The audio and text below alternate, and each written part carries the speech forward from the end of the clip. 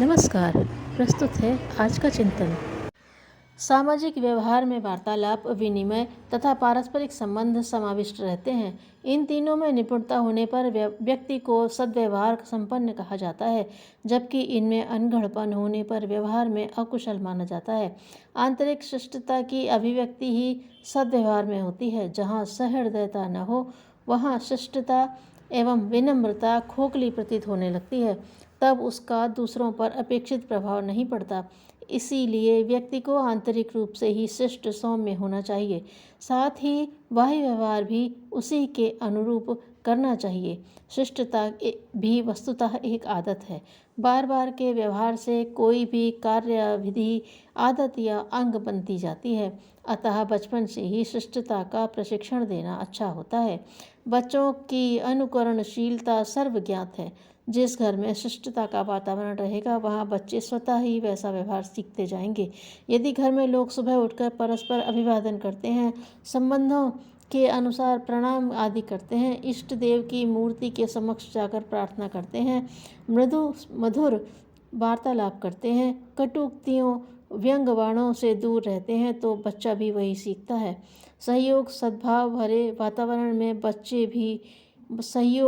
बच्चे में भी सहयोग मन वृत्ति बढ़ती है। वह मिल बांट कर खाना पीना, मेल जोल से रहना सीखता है। व्यवहार की मृदुता, सौम्यता, शालीनता और शिष्टता स्वभाव का अंग बन जाती है तथा आगे चलकर लोक जीवन में सहयोग के आदान प्रदान का आधार बनती है।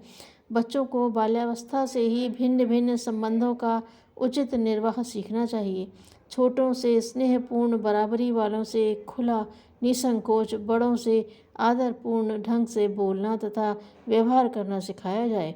भोजन, स्कूल आने जाने, सड़क पर चलने, किसी सभा, सोसाइटी या सामूहिक एकीकरण वाले स्थान में, यात्रा में, सामूहिक भोज के अवसर पर प्रत्येक जगह शिष्टाचार के भिन्न भिन्न नियम होते हैं। उनकी जानकारी बचपन से ही दी जानी चाहिए। काम करने के समूह मान्य ढंग को मैनर्स कहते हैं। इन मैनर्स का भी बहुत महत्व है, इन्हें भी जानना चाहिए, किंतु मात्र ये पर्याप्त नहीं। दूसरों के साथ वार्तालाप एवं व्यवहार में जब व्यक्ति की शालीनता, सौजन्यता प्रकट होती है, तब वही वास्तविक शिष्टता है। ऐसी शिष्टता में सौजन्यता, मृदुता तो होती ही है। जिसके साथ व्यवहार होता है उसके प्रति सम्मान एवं संवेदनशीलता भी होती है। दूसरों के अधिकारों पर आघात न किया जाए, उन्हें अकारण अप्रसन्न न किया जाए, अप्रिय या असत्य बात न कही जाए तथा उनके बीच सुख एवं सुविधा का ध्यान रखा जाए, तभी उसे शिष्टता कहेंगे। ऐसी शिष्टता व्यक्तित्व की कई कमियों को पूरा कर देती है, क्योंकि उससे दूसरों का हृदय प्रभावित हो उठता है, आपस में मधुरता का संचार होता है, वातावरण सरल बनता है, तनाव खिंचाव नहीं रह जाता। यह ध्यान रखना चाहिए कि यदि सच्चाई भी अशिष्ट तरीके से प्रस्तुत की जाती है तो वह भी लोगों को पसंद नहीं आती, जबकि कई बार बुराई तक अस्थायी तौर पर शिष्टता के आवरण में पसंद कर ली जाती है। इसलिए शिष्टता को सभी कार्यकलापों में अनुस्यूत रहना चाहिए।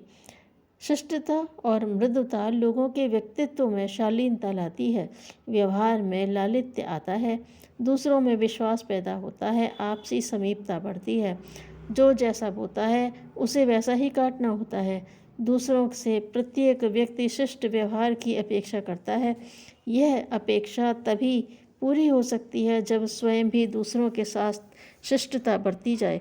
भद्रता की प्रतिक्रिया भी भद्र होगी, जबकि रूखे अभद्र व्यवहार से सामने के खुले दरवाजे भी बंद हो जाते हैं। बच्चों को बचपन से ही शिष्टता, शालीनता का अभ्यास कराया जाए। शिष्टता का अर्थ आडंबर नहीं, बाह्य आडंबर का दंभ अधिक समय तक छिपा नहीं रह पाता। उसके प्रकट होते ही मैनर्स यानी ऊपरी शिष्टता का सारा प्रभाव समाप्त हो जाता है। इसलिए मैनर्स से भी अधिक महत्वपूर्ण है विनम्रता। बच्चों को प्रत्यक्षतः व्यावहारिक शिक्षण देना होता है। अवकाश के समय उनसे बातचीत करते हुए शिष्टता के तौर तरीके समझाए बताए जाएं, साथ ही जीवन में उसकी उपयोगिता भी समझा दी जाए। यह क्रम कुछ दिनों के अंतराल से चलता रहे। अपने वार्तालाप के ढंग से भी बच्चों को शिक्षण दिया जाए।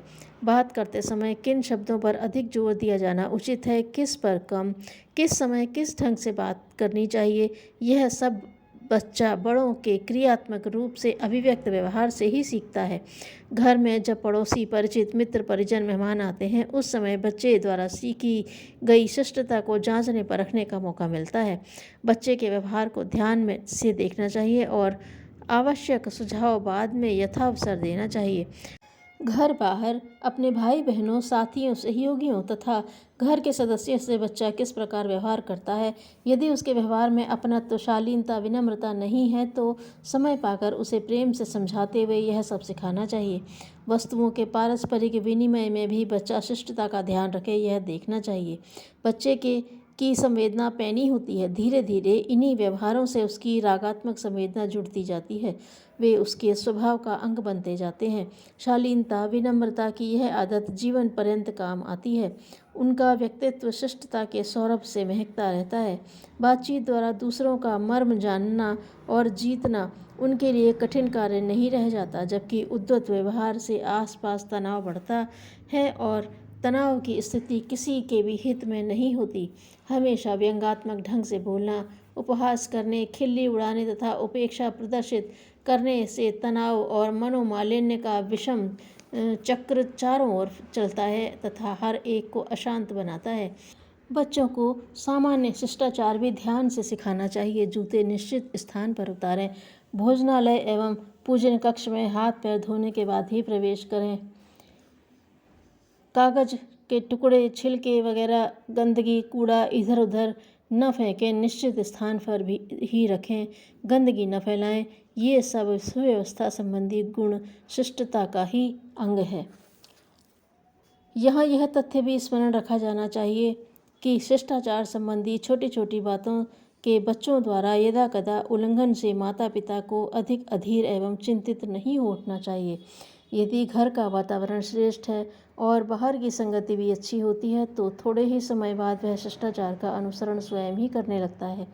कर्म, व्यवहार और वाणी की मधुरता एवं शिष्टता तथा दूसरों के प्रति संवेदनशीलता प्रत्येक बच्चे को सिखाई जानी चाहिए, ताकि उसे आगे भी सभी लोग प्यार करें, सहयोग दें और वह सफल एवं सार्थक जीवन जिए। अपनी प्रसन्नता दूसरों की प्रसन्नता में लीन कर देने का नाम ही प्रेम है। धन्यवाद।